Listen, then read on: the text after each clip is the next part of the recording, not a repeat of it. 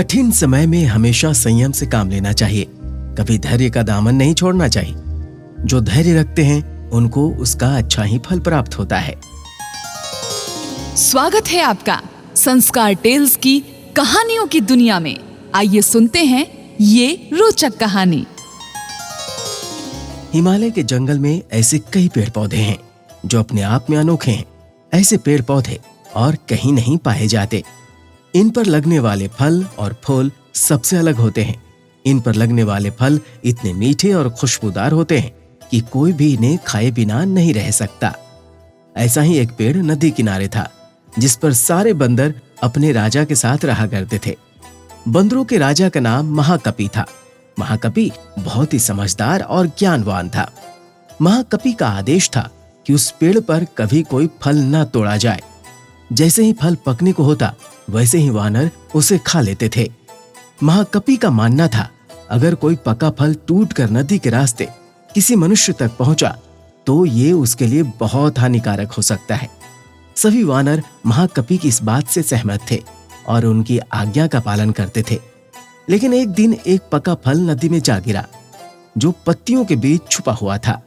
वो फल नदी में बहकर एक जगह पहुंच गया। वहां एक राजा अपनी रानी के साथ घूम रहा था। फल की खुशबू इतनी अच्छी थी कि आनंदित होकर रानियों ने अपनी आंखें बंद कर ली। राजा भी इस खुशबू पर मोहित हो गया।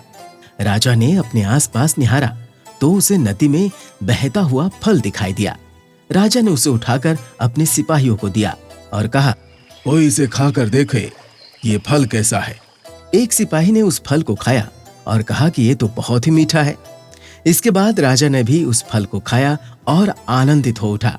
उसने अपने सिपाहियों को उस पेड़ को खोज निकालने का आदेश दिया जहां से ये फल आया था। काफी मेहनत के बाद राजा के सिपाहियों ने पेड़ को खोज निकाला। उन्हें नदी किनारे वो सुंदर पेड़ नजर आ गया। उस पर बहुत सारे वानर बैठे हुए थे। सिपाहियों को ये बात पसंद नहीं आई और उन्होंने वानरों को एक एक करके मारना शुरू कर दिया। वानरों को घायल देखकर महाकपि ने समझदारी से काम लिया। उसने एक बांस का डंडा पेड़ और पहाड़ी के बीच पुल की तरह लगा दिया। महाकपि ने सभी वानरों को उस पेड़ को छोड़कर पहाड़ी की दूसरी तरफ जाने का आदेश दिया। वानरों ने महाकपि की आज्ञा का पालन किया और वे सभी बांस के सहारे पहाड़ी की दूसरी ओर पहुंच गए। लेकिन इस दौरान डरे सहमे बंदरों ने महाकपि को पूरी तरह से कुचल दिया। सिपाहियों ने तुरंत राजा के पास जाकर सारी बात बताई। राजा महाकपि की वीरता से बहुत प्रसन्न हुए और सिपाहियों को आदेश दिया कि महाकपि को तुरंत महल लेकर आएं और उसका इलाज करवाएं। सिपाहियों ने ऐसा ही किया। लेकिन जब महाकपि को महल लाया गया तब तक वो मर चुका था। दोस्तों, वीरता और समझदारी हमें इतिहास के पन्नों में जगह देती है। साथ ही इस कहानी से यह भी सीख मिलती है कि हर मुश्किल घड़ी में समझदारी से काम लेना चाहिए। इस प्रकार की रोचक कहानियों को सुनने के लिए हमारे इस चैनल को लाइक, शेयर और सब्सक्राइब करें और हाँ, बेल आइकन जरूर दबाएं ताकि रोचक कहानियों का नोटिफिकेशन सबसे पहले आप तक पहुँचे। नमस्कार।